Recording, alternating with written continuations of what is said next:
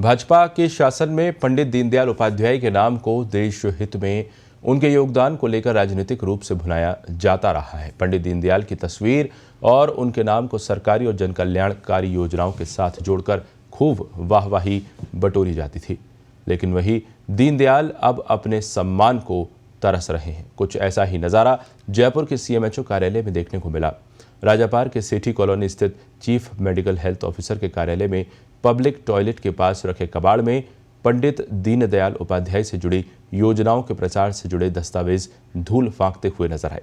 दरअसल पूर्ववर्ती भाजपा सरकार के समय विशेष योग्यजन निदेशालय राजस्थान की ओर से पंडित दीनदयाल उपाध्याय के नाम से कई योजनाएं चलाई गई थीं। तब तत्कालीन सरकार की मुख्यमंत्री वसुंधरा राजे और तत्कालीन सामाजिक कल्याण मंत्री अरुण चतुर्वेदी ने अपने साथ पंडित दीनदयाल की फोटो लगाकर पोस्टरों और पंपलेट्स के जरिए इन योजनाओं का खूब प्रचार प्रसार किया था। भाजपा सरकार के जाने के साथ ही अब इन प्रचार सामग्रियों को कबाड़ के हवाले कर दिया गया है। सीएमएचओ कार्यालय से जुड़े कार्मिकों ने पंडित दीनदयाल उपाध्याय के सम्मान तक की परवाह नहीं की और उनके फोटो लगे पोस्टर, पैम्पलेट्स कबाड़ के ढेर में झोंक दिए गए। आपको बता दें कि पंडित दीनदयाल उपाध्याय की जयंती को हर साल अंत्योदय दिवस के रूप में मनाया जाता है, लेकिन जयंती मनाना तो छोड़ सरकारी कार्यालयों में उनका जिक्र तक नहीं किया जा रहा। इधर जयपुर के सीएमएचओ प्रथम डॉक्टर विजय सिंह फौजदार का इस मामले में कहना है कि वे अभी आए हैं, मामला उनके आने से पहले का है। तो सीएमएचओ दफ्तर का ये हाल है। तस्वीरों में आप देख सकते हैं दीनदयाल उपाध्याय की जो पैम्पलेट्स हैं, जो पोस्टर्स हैं, तस्वीरें हैं, वो कबाड़ के ढेर में सीएमएचओ कार्यालय में पड़ी हैं। पंडित दीनदयाल उपाध्याय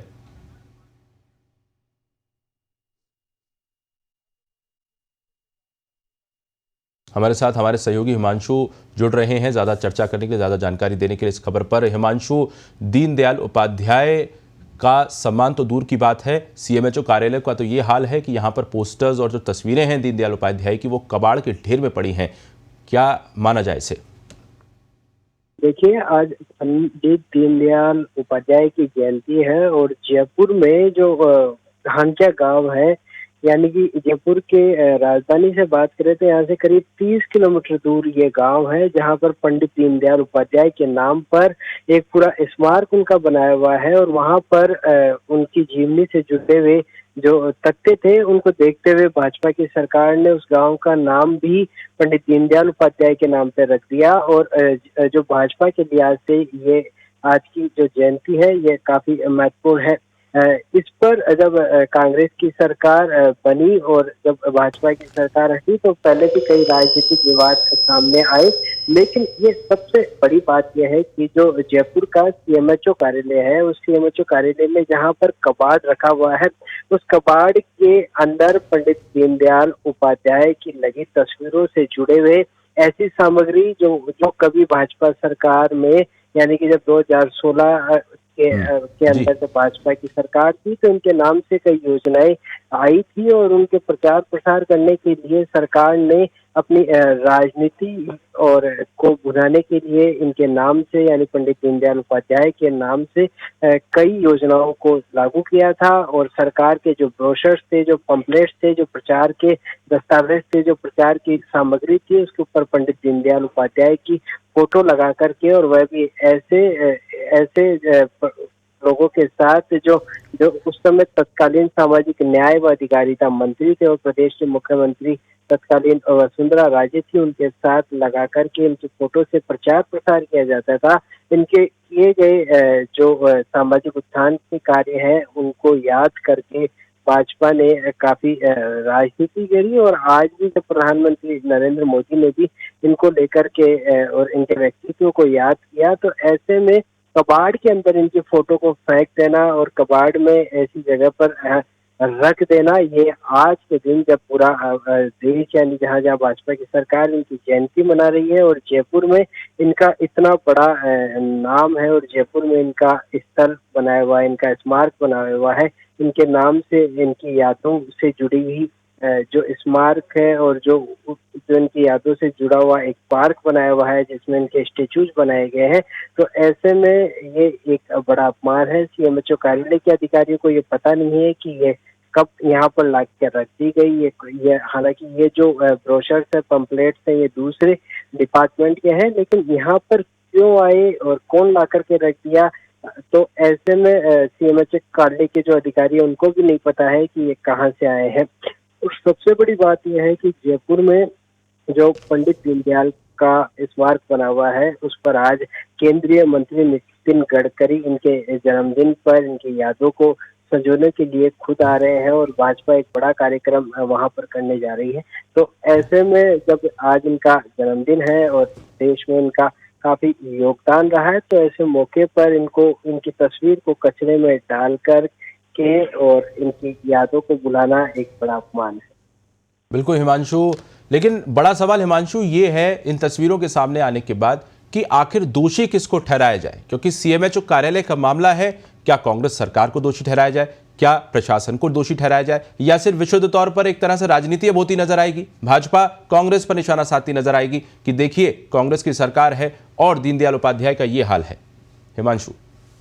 बिल्कुल, कोई भी महापुरुष है उनको उनकी याद में हर साल अलग अलग दिवस मनाए जाते हैं। और जो पंडित दीनदयाल है इनकी जो इनके नाम पर जो अंत्योदय योजना है, यानी गरीबों को